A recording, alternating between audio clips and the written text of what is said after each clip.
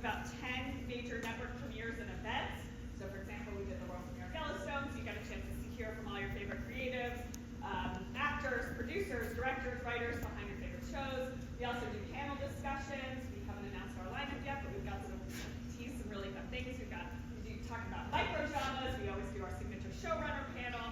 We have a really, really exciting panel about the independent television landscape with some really great people. So if you're interested in learning, we also do our innovation talks, which are our version of keynotes. In the past, we've had out people like Ted Sarandos to Mark Duplass, Jennifer Garner, etc. So if you want to learn more, if you want to meet other people in this space, whether you're trying to break into television, get your project to the next level, please come join us at SeriesFest this year. You can find all the information at SeriesFest.com.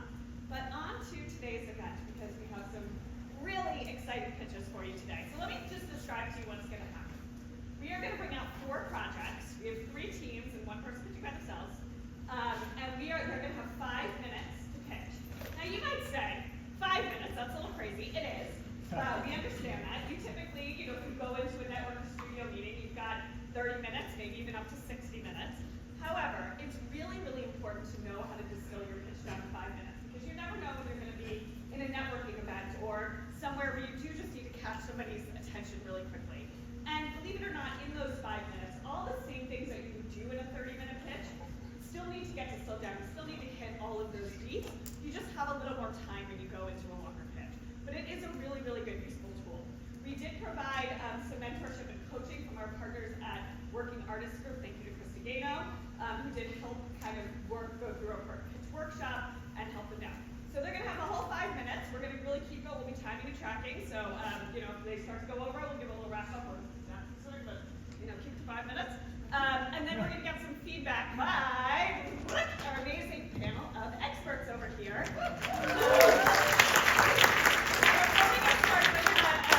I'm going to let you all introduce yourselves, but we'll start with Alex Schmitter, Senior Director of Entertainment at GLAAD. Tell us a little about yourself. Hello. Good morning, everyone. I'm so thrilled to be here. Thank you, SeriesFest, for having us. So excited to hear these pitches. My name is Alex Schmitter. I'm the Senior Director of Entertainment at GLAAD, the nation's leading LGBTQ media advocacy organization. I'm also an Emmy-nominated documentary filmmaker, and I love television. So I am so ready to hear about all these projects. Love it. Thank you. Oh, my mic wasn't on, but I'm so loud and excited. Could you even tell the difference? Cool. Fun times today on Monday. So much. Okay, over to you, Julie Ann Crommett, founder of Collective Moxie. Hi, everyone. Good morning.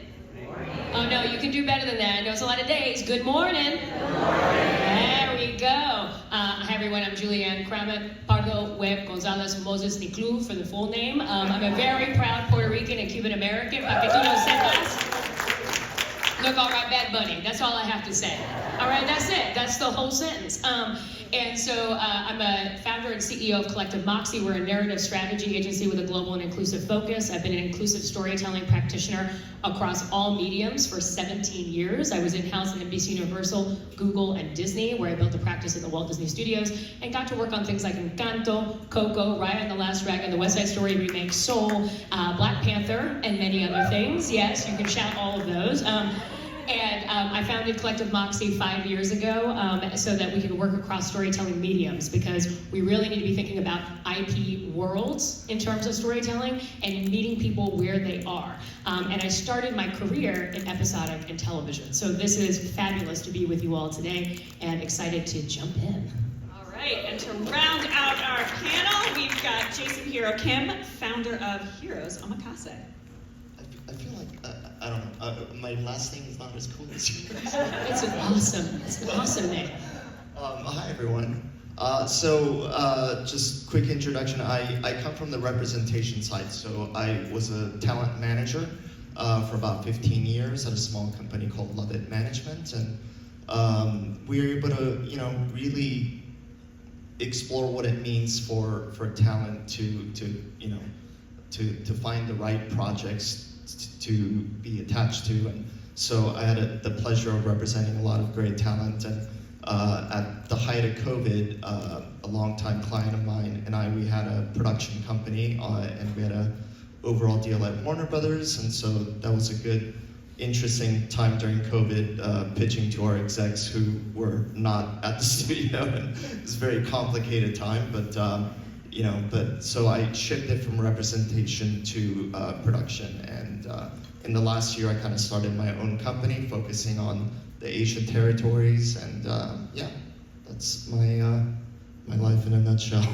And I apologize, I'm really delirious because I've been traveling for the last couple of weeks. So. Thank you, Jason. Thank you to all of our panelists.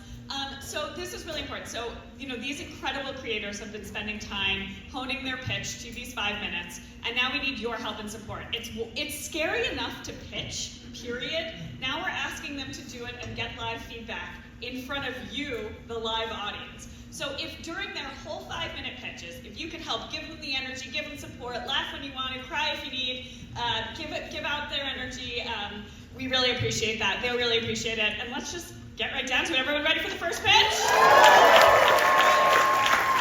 Please welcome the team from Son of a Bikram.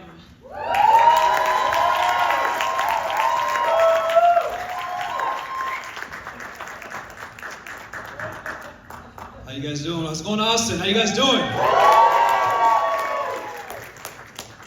Just get this a little higher. I'm tall here today.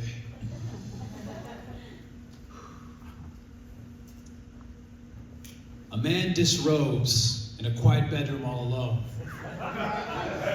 He moves to perform his first yoga pose and kneels on the ground.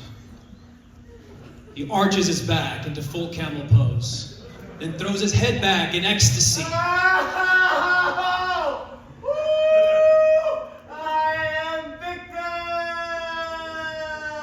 And just then, his mother, Sharvani, knocks on the door.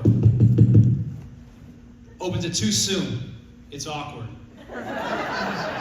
It's her son and our main character, Rag, in a bald cap, resembling the great yoga guru, Bikram Choudhury. This is Son of a Bikram. Son of a Bikram is a half-hour dark comedy series about an introvert obsessed with yoga who discovers he's the illegitimate son of yoga guru Bikram Choudhury. It sends him into a heated identity crisis, desperate to connect with the father he never knew. Now, this show has the emotional desperation of Barry and the cultural and social satire of Rami while being set in the yoga world. Now, if you don't know who Bikram Choudhury is, he was basically the Michael Jordan of hot yoga. He brought it to the US in the 70s, and he made it wildly popular. And back then,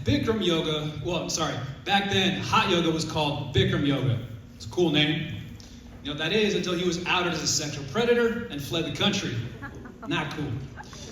Essentially, if you took one of his classes, yoga wasn't the only thing that was hard. This pilot takes place in 2013 in my hometown of Boise, Idaho, and it follows me, Rob, an average office worker. Did you put average? Yeah. It's above average. Anyway, I live with my single mom, Sharvani. She's very overprotective, but I only know she wants what's best for me. Now, when I was little, she told me that my dad died before I was born, and that he was this great yoga guru in India.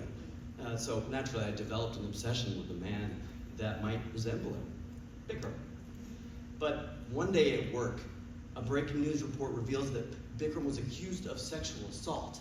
I couldn't believe it. This is the greatest yoga guru on the planet. People would pay $1 million for a drop of his sperm. I defended him, but I got fired. And the only person who backs me up is my friend Dylan. He's from Puerto Rico. The only other brown guy in the office. Which means HR thinks we're cousins. Anyway, after I'm fired, I call my mom to complain, but she pushes back. And then, as she's trying to explain, boom! The car slams into her, killing her. During the funeral, my uncle Kabir gives me a letter they discovered in my mom's car. I read it, and it tells me that I am the son of my hero, Bikram, but I might have been conceived through sexual assault. That's awesome. Season 1 digs into hero worship, identity, abuse of power against women, but Rog's story is mainly driven by his attempt to connect with the father he never knew. Serious daddy issues. I mean, we've all got those, right? Actually, my dad's here today. He's sitting right there in the empty chair. Hey, Dad. Now, Rog is convinced greatness lies in his DNA. So he starts teaching yoga at a retirement home, and after fixing an old guy's back, he's basically becoming the Gandhi of lumbar support. Now, Maya, the resident's granddaughter, notices Rog's kindness until his confidence starts turning to full-blown Bikram energy. You know, she freaks out because she once quit Bikram's teaching training course after he sexually harassed her, which, unfortunately, is the most authentic Bikram training experience. In the finale, Rog thinks he's finally found Bikram's location and excitedly tells Maya he's going to meet his father. She secretly tips off the authorities to protect other women. Now, this raid destroys Rog's lifelong dream. And then he learns the truth. The guy that he found isn't Bikram at all. It's just some struggling white actor in terrible brown face hired as a decoy. Which tells you, the most offensive part of this show isn't the sexual predator. It's the casting. Now, season 2 and beyond, Rog's yoga frame grows and he becomes increasingly consumed by the same narcissistic tendencies that define his estranged father, as we discover more victims that were exploited by Bikram. So why us and why now? When I was in high school, my tennis coach was the coolest person in the world. He bought us tennis rackets on his own dime, and he coached us to win the state championships. But then 6 months later, he was arrested for having sex with a minor. And I was devastated because now my hero was a sexual predator. See, the world we live in right now is pretty dark, and it seems like every week another world leader is getting away with murder and abuse of power. So I want you guys to imagine a hero, a person you've idolized your entire life, like your dad.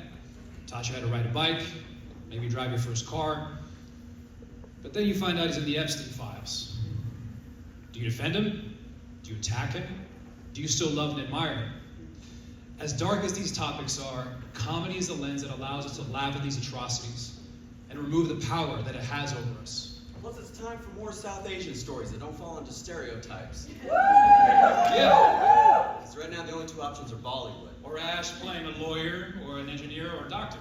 Actually, I'm a real doctor. See, we can't escape it. So anyway, help us bring Rog's story to life. And get Ash some proper clothes. Also, make sure our Indie Pilot is screening tomorrow night at the Alamo Lamar at 6:45 p.m. And remember, Never touch your heroes. let them touch you.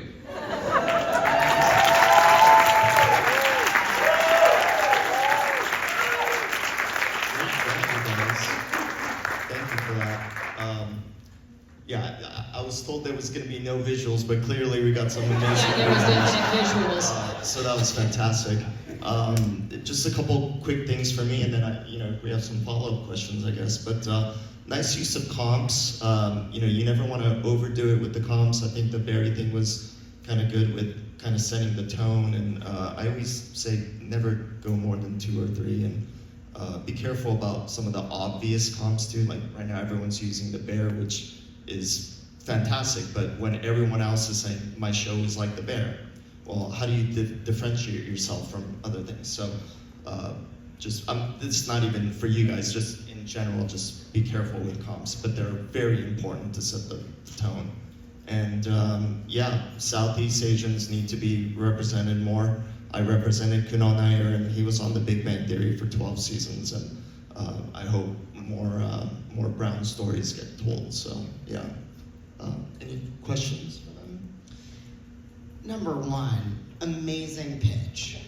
I Truly. really Yeah.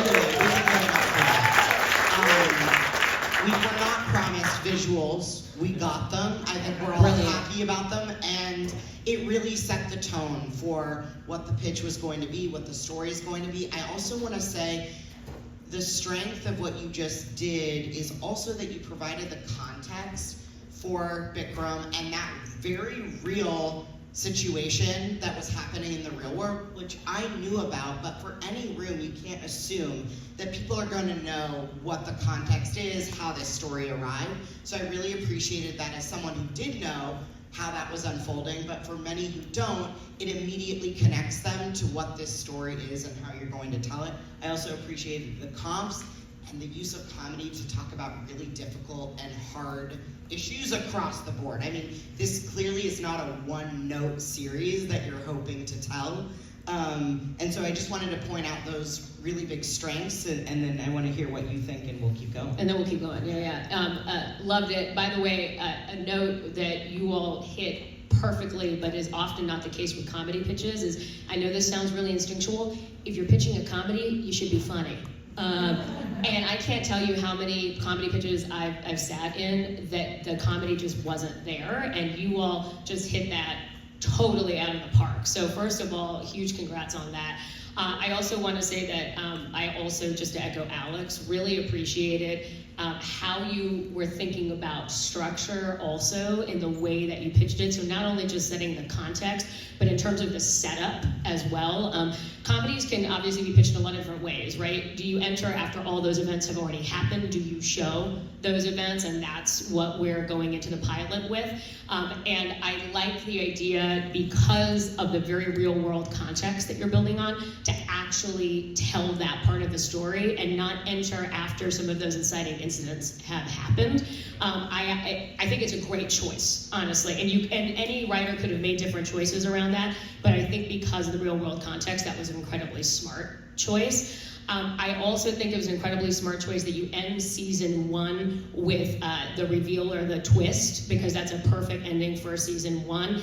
And it actually launches you into a much more character exploration show versus a premise pilot or show, right? And I thought that was also really strong, because Barry then as a comp makes a ton of sense, because then the Barry comp makes sense. If you had stayed with that the whole show, it ends up being about that journey, you're going to play it for too long. And so I just want to say, I think that structural choice was also super smart on in the way that you're thinking about your first season and that arc. Yeah. I also wanted to add, I love that it takes place in Boise, Idaho. 100. I think it's so important to have stories taking place across the world and across the country, because for lack of representation of South Asian stories, there's also a lack of representation of people that are not living in certain places, and it really expands people's imagery of who is in these very different places and allows for more comedy and nuance to take place, because they're just not stories we've seen before. I do have some questions, but I saw you raise the microphone. Oh, no. I was gonna say, if you haven't watched the Bikram documentary, you gotta watch it, because it's quite frightening. But you know, it's it's wonderful context to what you guys are trying to tell. So. And I went to a second setting in Boise, Idaho. I'm Puerto Rican Cuban American, raised in Atlanta, Georgia, in the American South. I think about this a lot because people do not think about the Midwest, the Mountain West, and the South as being incredibly diverse racially and ethnically, and we've got to start changing that narrative, and it does multiple things at once. So just to 100% just reinforce that piece, and for anybody in the audience who's thinking about your pitch settings, really interesting thing to go deeper, and there's a hole. We just don't have those shows right now. Yeah. I think that actually leads really well to my questions, because you got a lot of praise. Now we want to give you a little. We're Simon Cowling. Yeah. Not even. Come on.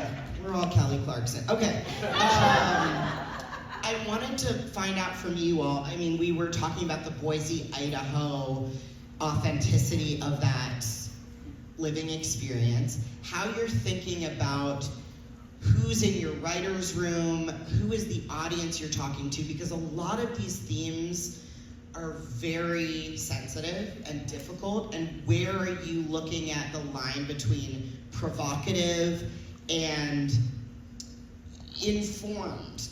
Because sexual assault is not a light topic, and so how are you thinking about not traumatizing your audience, or who even is your audience that you're thinking about serving this series to? Yeah, man, it's a great question. I think first and foremost, the show is definitely edgy. I think you guys can gather that so far. And I think we're obviously 2 men.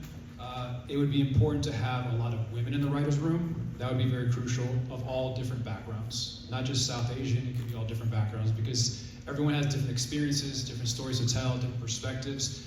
And it's important for us to capture the authenticity of those experiences that we have never felt ourselves. So that is very crucial. I think you were talking also about Boise, right? Was that the question? Or is... I think you're touching on it here, but yeah, Okay. the specificity. Yeah, I mean, again, so the show itself is pushing the boundary because these are sensitive, dark topics, but it's also a way for people to get that power back, right? I think if you can laugh at these horrible things that happen to you, as someone myself who sometimes deals with certain things, I try to find humor in them because it lets me release them. And I think if we can let the audience feel that too, it lets them know that, hey, it's okay. It's gonna be okay. And I think that is the most important thing, is being sensitive to those things while still allowing the comedy to come through, and also attached to a character who he's learning along the way himself, you know? And I think as that happens, the audience will learn with us.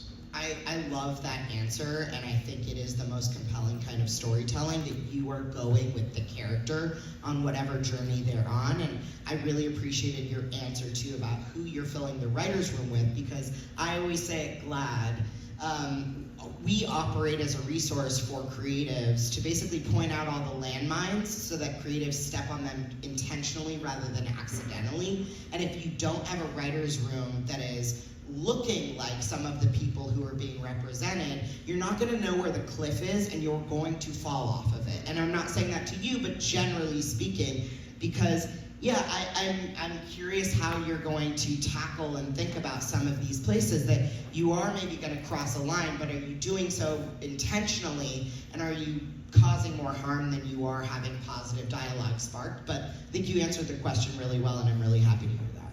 And just to add to that, like when we were writing this pilot, we had our friend SeriesFest. She's a Pakistani attorney, women empowerment. So we were like, hey, does this work? Does this track for you? You know? So it's really important to bring women in at the beginning of this, because we were like, we can't write women characters. Well, and you can, and anyone can. I think it's about making sure you're pressure testing against an expert, your friends, audiences. And I also want to say too, something that I tackle a lot in my work is I'm an expert on transgender storytelling. I will often come across creatives that just grab the first trans person they meet to read their script, and they say, this sounds great. They're not an expert in storytelling and the nuances of that, but it's really, I love that you provided the expertise of your friend that was looking at it, because that actually does make a difference. Yeah, and the question I had for you all kind of sort of dovetails with that, which is, I know you only had 5 minutes, so let's be very clear, but in terms of other characters that populate this world, particularly thinking about female characters, just tell us really briefly about who else is in this world on the journey, and sort of where you're seeing essentially other perspectives, especially from a gender perspective, kind of popping through as part of the plot and the journey. Yeah. So, I mean, yeah, obviously 5 minutes is hard to really go into full 100%. detail of all the characters, but one of the biggest focal points is, of course, his mother, Sharvani, who herself experienced this thing that happened with Bikram. So that is like a really big focal point. We touched on her, but Maya is this young woman that he meets at the retirement home, and they develop a friendship, could potentially lean into something more. But then you also discover that she was also a victim of sexual assault as well. And so there's those layers. And along the way of the series, as he sort of tries to find where Bikram is, tries to locate him and everything, he starts to see sort of the path that he's left behind, and he comes across different people along the way. We also kind of imagine that it kind of goes in the direction of, like, he might find out he has a half-sister somewhere that he didn't even know about. And she's connected to Bikram, and she has also experienced different things. So we sort of see it as, like, as he's going on this journey to find his father, along the way he's learning and he's meeting people along the way that sort of guide the journey. Awesome. The only guidance I would give you when you're thinking about refinement is that to think about there are female characters that are not intertwined with trauma in some way, or with Bikram's trauma specifically. So then it's not in service always to your main character or to Bikram, but that they have agency and existence on their own outside of the context of that trauma. And that's going to become really important also as you play with the comedy. as well, because at a certain point you'll keep hitting the same beat over and over again, and you won't feel that difference or the layering as well. So it's very practical from like a comedy and story standpoint, but also thinking about it from like a human and interaction standpoint. And I know we're We're getting cut off. but just also thinking about audience. Who are you trying to reach? Who do you want to be talking to? And I think you're likely to get more engagement if you have those characters that are in service of their own plots too. Thank you. Thank you guys. Thank you guys, appreciate it. All right, we're going to bring up our second pitch, the team from HAG.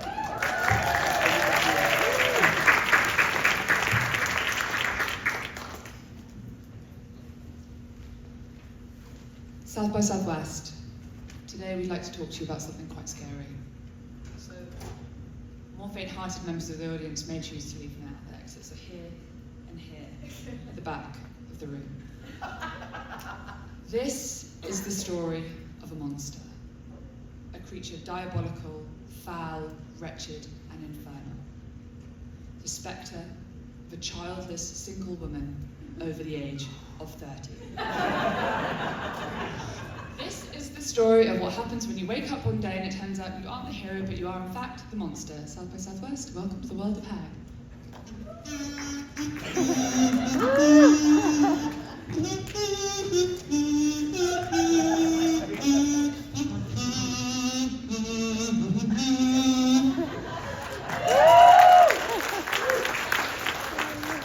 stunning. So hi, I'm Becky, I'm the creative producer. I'm Miranda. We've already made this as a proof of concept short, and we'd like to tell you about our series idea. Okay, so what is the show? So HAG is a 6-part animated drama comedy. Each episode is 22 minutes long. So this is a fantasy satire about the modern adulthood. Okay, so it follows Lilith, who, on breaking up with her annoying but okay-ish boyfriend Adam, is transformed into a hag. Snakes burst forth from her hair, bikini line. And now she, in her new haggy form, must battle societal pressures and become the hero of her own story. But in a world that makes you feel monstrous, what is the cost of being your authentic self? Okay, so HAG is rendered in glorious 2D animation. Think the fluid line work of Walt Disney with a completely unique colour palette. It's purple, black, Dago neon yellow, and stabs of violent, vibrant red. It's truly stunning. Thematically, this is Fleabag and Girls meets Harry Potter, so think Lena Dunham getting her period on a broomstick at the Quidditch Cup. Okay, so who are our characters? As we've already mentioned, we have HAG, real name Lilith. So she is a conscientious, slightly awkward, but with a big haggy heart. She has slightly saggy boobs and a double chin, and she is surrounded by her fellow hags, all single, all demented, but all absolutely legendary. And as we've already said, we have Adam, the boyfriend, he's okay, he's fine, he's alright. And he's about to be popped in the bin. Yeah, okay, so that takes us to our pilot. So Lilith and Adam are lying in bed, laptop under their chins, Netflix on autoplay, dried Cheerios stuck in all the crevices of their naked bodies. Lilith looks at Adam and she realizes she's died inside. When he shushes her during the Lord of the Rings finale, she flies into a rage, snakes shoot off from her hair and her pubes. She has become HAG. She hops on a broomstick and flies out the window to freedom, leaving Adam behind, and she joins her fellow hags in the club in a dizzying and euphoric high. But what goes up must come down, and the very next day, hungover as all hell, she must attend a dear friend's baby shower. So let me set the picture for you. She's got flies buzzing around her head, there's a dog doing a poo next to her, her friends are these fertility goddesses, and their babies are staring into her soul with never-ending hate, and she is forced to reckon with her new-found singledom. So she's out of the frying pan and into the fire. So, our series arc. In her new haggy form, form, Lilith must battle all the challenges of modern life. Ethical non-monogamy, dating apps and the loss of friends, to marriages and mortgages. Subjects that, let's face it, are really, really depressing, are rendered absurd through hilarious 2D animation. Okay, so season 2, what is worse than being single? Being in a committed long-term relationship. Okay, so season 2 sees Hag in the fresh hell of trying to make love work long-term. Her new king is a tiny fawn with a little bit of a temper. Will they last? Will they have a baby? Will they have to go through IVF? What will freeze over, hell or her eggs? Let's find out in season 2. Okay, so these themes are universal. Heartbreak, stigma, shame, and the quest to be who you truly are in your heart. Now, we're an all-female-led team, but in our test screenings, we found that everybody really connects with these themes because it turns out everybody's really lost. And I think we're really excited to share this with the world. Okay, so why now? So adult animation series are booming, but we don't see many that explore the female, what we're going through is female. So Hag brings a new perspective to this genre, and we want to approach it with fantasy and body horror to explore the anxieties of the modern life. I'm Miranda, the co-writer. This is Becky, creative producer. You've been hearing about Hag, H-A-G, that's at Hagaverse on Instagram. And you can see our short, The Pilot, tomorrow at 11 a.m. at Rollings Theatre as part of the Animated Shorts programme. South by Southwest, thank you so much for your time. So, hop on your broomstick, pop a magical potion, drunk text your ex. You've entered the Hagaverse.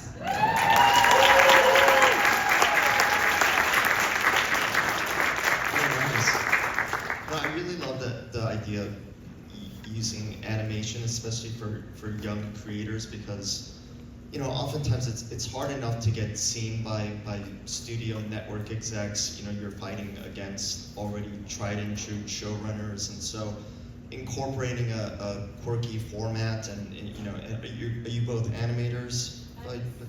Yeah. So our director, she's actually about to have a baby any second. So we are the creative producer and the writer. Spoiler for season 2. Yeah. Yeah, I just love the idea of using animation, because sometimes you could do those great exaggerations that you couldn't do in live action.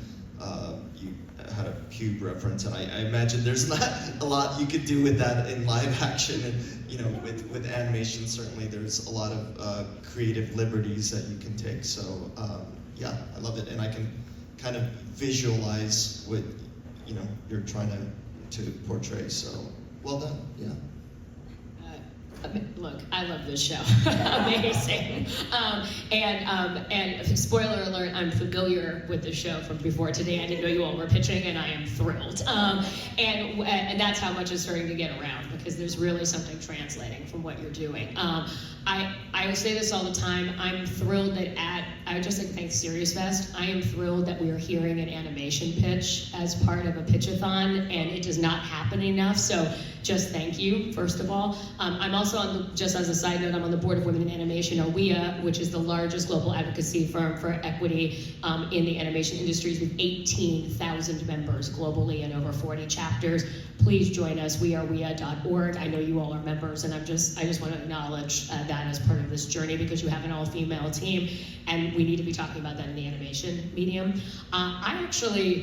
First, I love the color choices, I love the line choices, I love what you're playing with in terms of how you're exploring the journey of the character season to season, as well as I said in the last one, structurally really smart, because at a certain point you're playing the same joke over and over again, and so in comedy you have to resolve that joke and find what's the next twist, and I love that season 2 is I'm now going to try to make a relationship work. And then also, just to clarify, because I might have missed it, how many episodes per season are you doing? 6. Okay, perfect. It's great for folks to know because in animation, also because of cost and time, a shorter season run is actually super strategic. So I just want to say thank you for that too. And folks who have not worked in animation may not know it's not the same order number, and that is going to be strategically helpful to you from a funding standpoint too. Saying that out loud. And then I had a question for you because I know we're needing to move through these notes. Is as you're thinking about, I'm very curious from an animation style with story perspective, which is, as the character, as our hag, right, goes on her journey, how are you thinking about the animation style evolving or changing with that journey, or are you? And how are you visualizing that season to season? Because it's something you can do with this medium that we can't do in live action in the same way. Yeah, that's a really great question. Answer it though. That's a really good question. So we don't necessarily see the style as changing, but what we really want to introduce is, I think with animation you can get away with so much that you can't get away with in live action, and I think that's how we can portray this story. Is about sort of, it starts with her being a normal individual, and she's suddenly transformed into a hag, and the world kind of builds on that. It unravels. You have these characters, some are in their kind of demonic haggy selves, some are looking very normal, and we're kind of building that up as we go through the series, and we're introducing different characters that might change as well. They might first be sort of haggy and then go normal, etc. So that's how we're visually playing on the theme. Fantastic. I echo everything my fellow jurors have noted, and you heard our laughs, so, take that. I had a question about the conflict, and where you're envisioning that really being animated, no pun intended, because obviously turning into a hag and having this experience of being perceived in a different way by society is something that Lilith and the others are dealing with. But is there a climactic point in the plot that it becomes too much, or how do you envision that being propelled through the narrative? I can't start. So I think once she turns into a hag, it's immediately like a moment of euphoria, and she feels amazing. Like she goes to the club and someone's like, I love your fancy dress costume, you look great. And she's like, it's not fancy dress costume. And that happens to her sort of quite a lot until she sort of finally learns to embrace what her like new haggy self is. And I think visually, her snakes are kind of like her thing, and when she has snakes, they talk to her, her inner voice, and when she's happy, her snakes are like flowing free, they look amazing. But sometimes if she's sad, she's tying her snakes back, which gives the animators a break, and she's like pinning them up, and she's like repressing them, and then at the end of our pilot, when she's feeling great, her snakes are like glorious and glossy, so it's like visually that transformation is all represented through her hair. That's really helpful, and I also love the imagery of the snakes, because there's a way in which too self-esteem is sort of embodied in the snakes, and when the snakes start to come for her, I wonder how that manifests.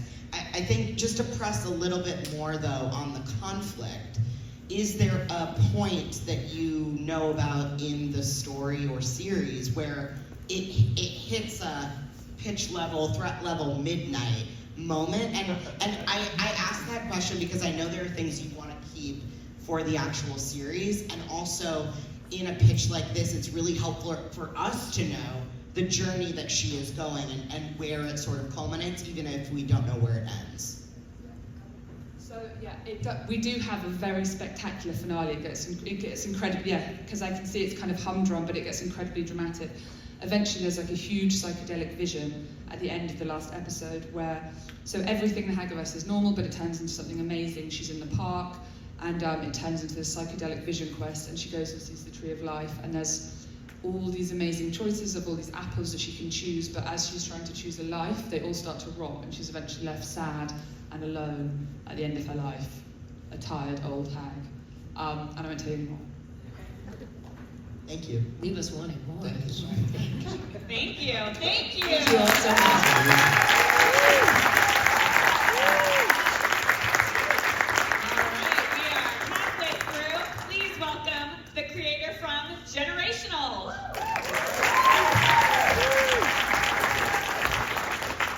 Hey, hi everyone. I'm an Australian producer with an 8-by-half-hour family drama series called Generational. Generational is about Margaret, our grandma, who leaves her husband of 50 years for a 30-year-old guy. And it's about the messiness that ensues in the family. Generational is a Chinese, Greek, Australian series, and it is very resemblant of Australian shows, which we are very much into, about family dramas like Bump or 5 Bedrooms, which you guys don't know, but NBC's show This Is Us. This is a show that is relatable. It is a suburban middle-class family. It's authentic. And if it was to be set in America, it's very much representing middle America. This is a show for the older mamas out there who have thrown their lives up in the air, who are pursuing their honest, truest desires. The pilot kicks off through the eyes of 65-year-old Margaret Maracus. She's a good girl who's broken bad, and she's married an old-fashioned Greek man, Kyriakos, and she's been a dutiful mother, grandmother for years, but recently she's been holding back the secret from her family, and it's her self-righteous granddaughter, Ava, who decides that she's going to reveal it all to the family at the most inopportune time, at her granddad, Margaret's husband's 70th birthday party. And it's all because she's feeling pretty scandalized because she spotted Grandma Margaret shopping for lingerie at Kmart and recently discovering that there are some semi-nudes that are sent to this young guy, Fabrizio. Though we entered the series through Margaret's eyes, this is a show that's very much an ensemble. We follow the 3 generations of the family negotiating their personal crises as they're dealing with Margaret's unconventional age gap relationship. The story arc across the first season is about Margaret's divorce, contrasting with this blossoming relationship with this younger guy, Fabrizio. And it progresses from dating to moving in together, and the final episode of the first season ends in a proposal where Margaret gets down on one knee. Suddenly everyone in the family, whether they like this relationship or not, they're facing very much a confrontation with their own life choices. Have they all followed their own honest desires? Ultimately, the story is about 2 things. 1, identity. The tension of who you are versus who your family think you are. And 2, it's about taboos. The tendency that people have whenever they hear about age gap relationships, and they're wondering, why is this 30-year-old with this 70-year-old person? And it's this like very much big question of whether or not this is a genuine relationship. And it's something that we definitely query in Generational about Fabrizio. Especially in season 1, where we see an episode where Margaret and Fabrizio go on this double date with another age gap couple, and they are very much a toxic relationship, and you start to see, oh, maybe they are really tender and loving. There are other episodes which we start to see where we have Margaret move into Fabrizio's share house, and we start to meet Fabrizio's D&D housemates.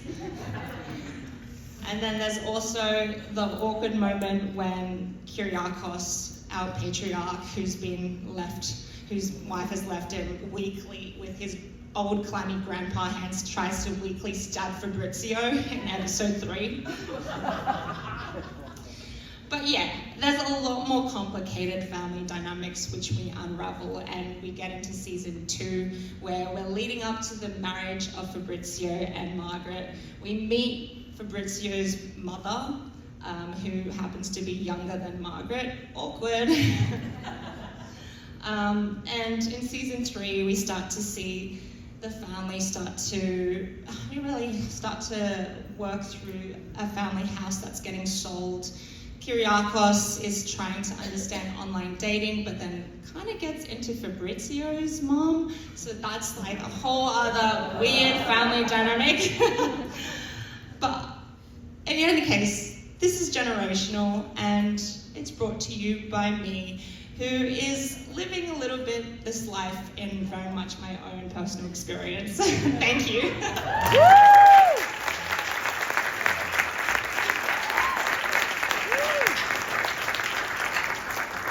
Yeah, I love the idea of addressing the age gap relationships. Yeah, I think that's going to help justify my own dating life. But no, it was. What about characters? It was really quirky. It was really fun. What I do like so far about the first three that we've heard is you're all addressing the obvious, which is the who, what, where, when, and why.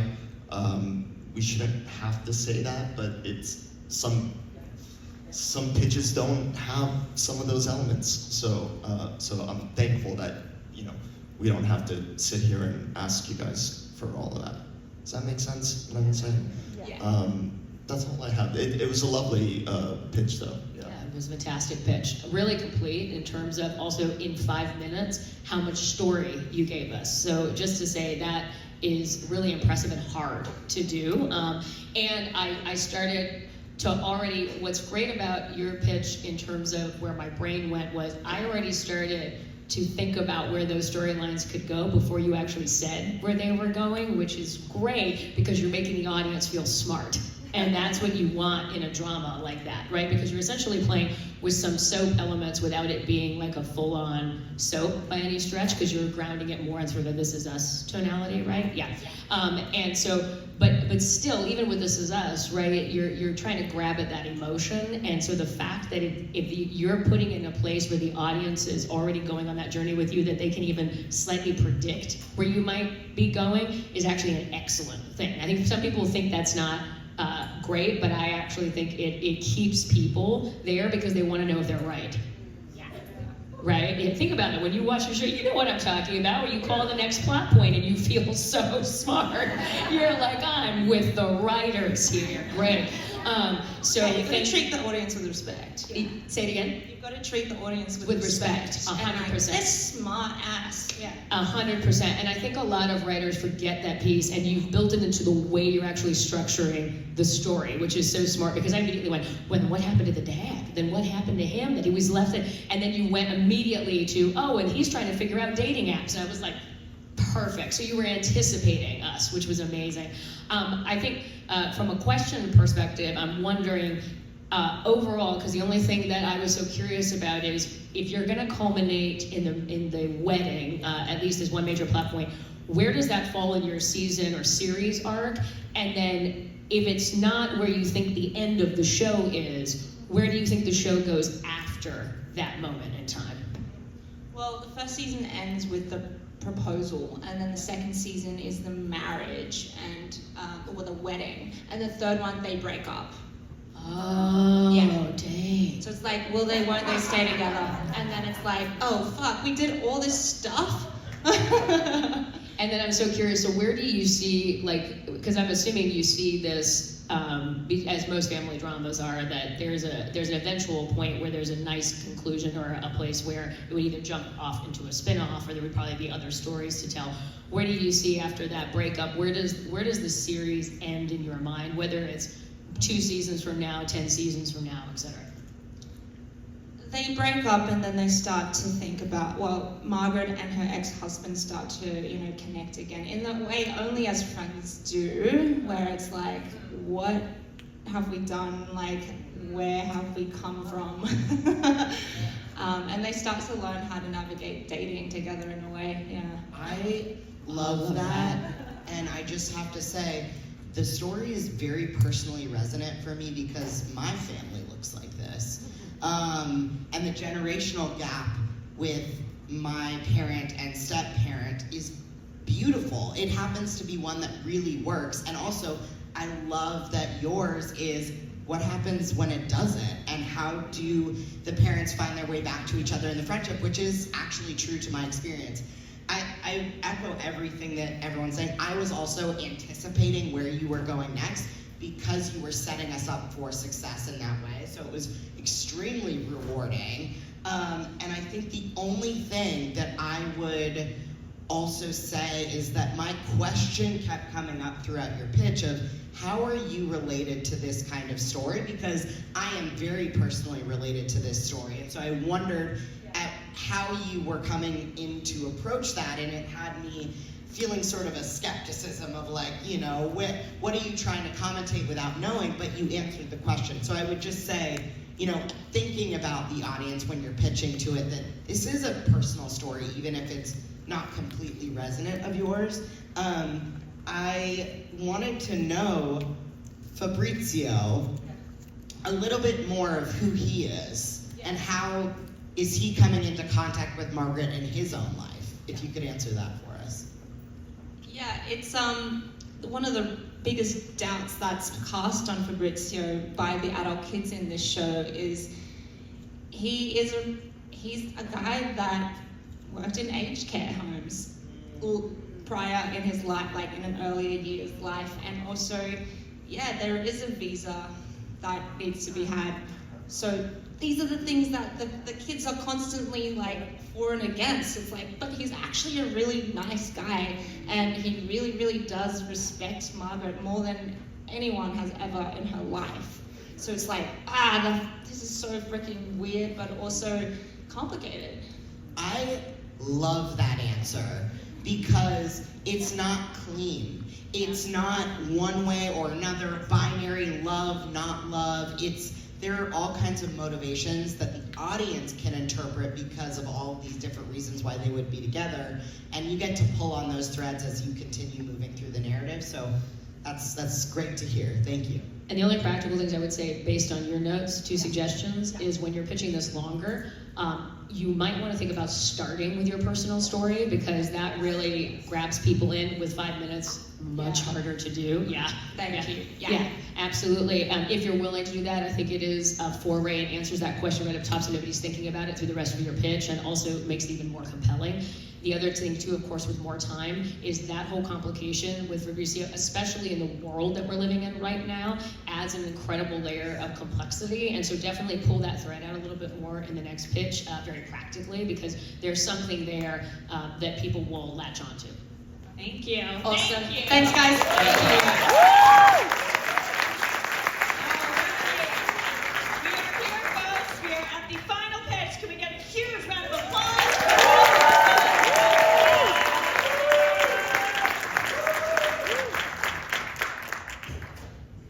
Well, hello everybody, and thank you so much for being here. My name is Leo. And I'm Victor, and together we are pitching our new TV series called Feed. Now, Feed is a horror comedy about the perilous world of vertical microdrama production. Across 10, you guys know it already, I guess. Across 10 episodes of varying length, we meet Clara, who is an ambitious young star who has been invited to Romania to star in what she thinks will be her big break.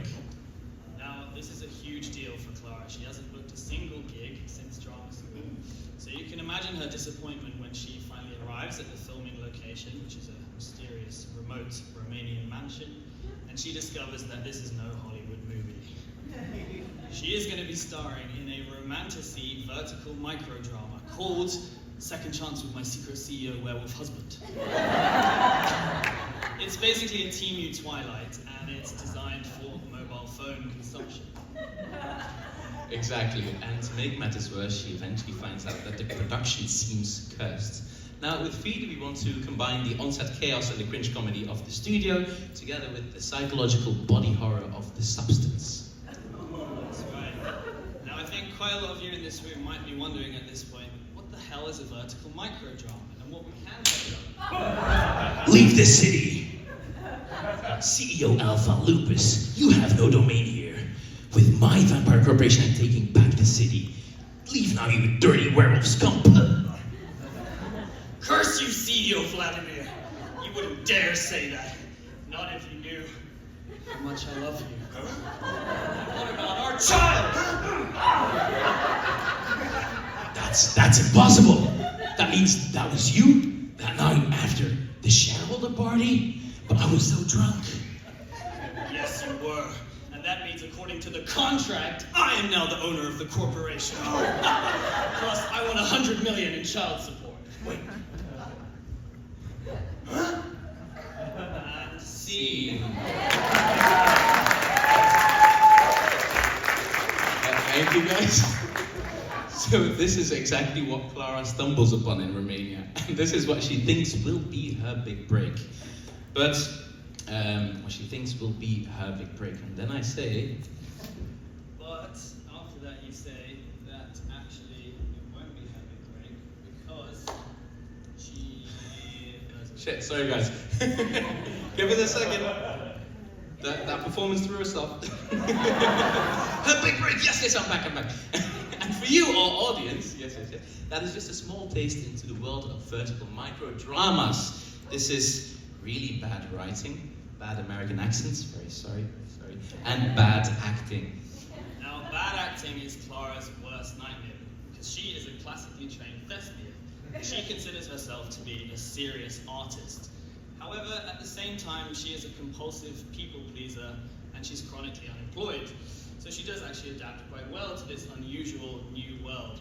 And in doing so, she captures the attention and the imagination of Chengdu, the mysterious CEO god of the vertical drama empire that's running the show. And now Chengdu promises her fame, fortune, and total stardom. And eventually she accepts a Faustian pact, abandoning all her artistic promises. Now, guys, I'm gonna be honest, I haven't read Faust myself, but from what I hear, these pacts, these deals, they tend to come with consequences, right? That's right, nothing comes for free, Victor, as we all know. And essentially what happens is, before long, in her efforts to impress Chengdu, Clara oversteps a little bit and she causes a low-budget car crash sex stunt to go horribly wrong. A crew member is killed. Now, at this point, naturally, everyone assumes, of course, the production will shut down, right? But no. To their horror, Chengdu insists that they keep the show on the road. Not just that, he wants to start shooting again the next day. And worst of all, he seems weirdly turned on by the strange dramas happening behind the scenes. Exactly. So now what happens? It turns on and... wait, give me 5 seconds. Of course, as you can see, Clara is suspecting something darker is at play. And what she does is she forms an unexpected alliance on set. Firstly, with her exhausted and overworked producer, Ashley. Secondly, with her vapid but devastatingly handsome co-star, Bert. And thirdly, with the eccentric director, Sunshine. And together they uncover the mystery behind Chengdu and his empire of sex and violence. That's right. So Clara finds herself leading this unlikely coalition, and in doing so, she is able to uncover a secret far worse than she could ever have imagined. The show is being run by a script-writing artificial intelligence gone haywire. It's gone rogue, it's taken over Chengdu's body, and it's driving the production ruthlessly ahead with one primary directive in mind. It must create the most addictive content possible. Exactly. And eventually, Clara gets really, really close to exposing this AI. And when she does, it strikes back, and it traps her into a virtual reality world where she is forced to act out vertical dramas on and on and on after one another. Now, the system calls this content pipeline the feed. Now, in a second season, Clara will encounter some fellow prisoners inside this virtual production machine. She'll try and understand the bizarre rules of this weird world, and she'll search for a way out. But one question remains. If her mind is trapped inside the feed, what is Chengdu doing to her body? Now, from some of the astonished looks on your faces, I can tell a lot of you are wondering how two schmucks like me and Victor, non-professional actors, were able to portray such a compelling microdrama scene for you just now. And the truth is, we have a dark secret. Yes, very, very dark. Now, we are very proud directors of horizontal art house cinema. We have actually in the past directed 7 of these vertical micro drama productions. Secretly. So you guys are in on a secret. Now, that means we have firsthand actually like uncovered, and we've been gathering true stories and actual expertise about the human cost of this unusual industry. Now, guys, rest assured, Feed will be horizontal high-end TV, but we do have a fun little idea for a playful meta-structure. That's right, so alongside the premium horizontal TV show, we want to shoot and release the entire series of Second Chance with My Secret CEO Werewolf Husband. And that will allow us to have a really fun two-pronged release strategy where we'll be reaching both vertical audiences and horizontal ones, allowing for a bunch of cross-pollination, Easter eggs, and all that good stuff. Now, don't get us wrong, we want Feed to be a really fun romp, if at times a little bizarre and deranged. But we have a serious message at the heart of this story, and it has never been more relevant to all of you sat here in this room. Feed is a warning cry about the rise of AI in human storytelling and a love letter to our craft, which is in great danger. Great danger. So, thank you guys for listening. Sadly, we weren't able to cram everything into 5 minutes. So we really urge you, please come and talk to us afterwards. And if you do, we might even tell you the real scandalous story that inspired us to make Feed. Thank you.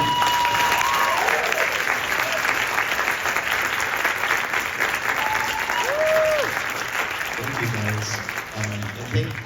That was the last one. I thank all of you guys for amazing pitches. I want to talk about format a little bit because you clearly put some thought into how you want to release it, when I was hearing the pitch, in my mind it felt like a wonderful movie, honestly, with potential sequels. So give that some thought. Our first pictures, I was also thinking like, if you don't get it sold to the buyer that you'd like, maybe even consider that as an animation, or give thought to format, where you want to take it to. How does the comedy affect the type of buyers that are going to want to hear these things? So for this one in particular, I thought it could be a cool movie with potential sequels, and kind of the comp in my head was maybe like Tropic Thunder, and yeah. We do love that one. And inevitably, with the emergence of verticals, there was going to be someone like you guys to come up with the satire of the verticals. So someone tried to give me the economics of verticals recently, and there's a lot of money in verticals. It was actually unbelievable. Not for the actors, but and also not for us. Yeah. That's all. I don't really have any questions other than I was just kind of thinking about the format for you guys. So yeah, take with it what you will. Thank you. First of all, hilarious. I also love a story within a story, and then monetizing that differently and getting that to audiences in different ways, and creating story worlds back to that piece and getting to meet people where they are, It's funny, I went to format too. That's the same thing that came across my mind. Less so, totally, I think it could be a feature and or a short film that then you build as like proof of concept to all the different pieces of the puzzle. There's another version of that. But I also was thinking about animation, and thank you, Hag, because of like putting the animation, feed into the air, which is that what you're playing with, because there's so much absurdity in it, there is a version where you're playing between live action and animation. And a lot of folks have not been playing with that enough, in my opinion, in terms of format. So something to think about is the vertical or the satire on the vertical in one versus the other, or do you go between both, and how does that play? Because you're thinking about essentially putting somebody into a feed, right into an AI world. When you switch worlds, there's an opportunity to play with that visually, and that could be an abstraction that happens with animation as well. So just thinking about how I think visually interesting this concept could be in different ways. There's also a version of this that could be a graphic novel as well, so thinking about that, and or a webtoon as format, which is vertical comics. And so that, because just the concept you're exploring just has so many entry points from a format perspective. I wanted to highlight those as well as potential opportunity here, and different strategies for you all in terms of getting this made, to be honest with you, because there's different kinds of funders that will fund those different pieces. And then the only other thing, and you can't do this in 5 minutes very easily, is I think building out the engine for story a bit more that doesn't necessarily rely on just like the concept of the vertical format, but is actually like from the story itself, I think will be really important if you're wanting to be episodic, which is why our brains went to feature, right? Is because we couldn't grasp necessarily like where that story engine was living. So like, how does this go for seasons and seasons and seasons without sort of repeat? And so that's something to think about that also ties to this format question. And it may be the answer is that it is all of the above, right? In the world that you're exploring, but just to kind of think about kind of defining where the story pieces are and in what format, and then how do they work together? Because that, I think you have a real concept for here in what you pitched. Yeah. Thanks. Absolutely. I was gonna also echo that the format is really interesting, and I think there's opportunity to build fandom in different formats, because there are different people that are interested in vertical versus webtoon, and there is some overlap as well, but just in terms of like what you're doing, if it's a series, if it's a graphic novel, there's opportunity for really interesting crossover in a way that I think mixed media is really going to take off in a new kind of way, because audiences are everywhere and you have to reach them in different places. So I'm really excited about that, and also, you know, it was striking me that I wanted to know a little bit more about the tone. I understood the reference to the substance as something that you were playing around with, but and I know you'd mentioned 2 comps is pretty good. I wanted, like, is it like a Scanner Darkly or Idiocracy, or like, were there any other things that were informing your vision for this? Because I really wanted more tone, and maybe you can speak to that. Yeah, I mean, I think a big one for us is the curse. You know, with Nathan Fielder and Emma Stone and Josh Safdie. That's an interesting one because, like, it's funny, it's awkward, human, and funny, but then there is a sort of sinister higher power lurking beneath there. And then we actually wanted it to do that kind of classic thing where you're laughing, things are going wrong in a chaotic but funny way, and then suddenly there's a gut punch, a real like gear change. So right when you're laughing, you're suddenly not laughing anymore.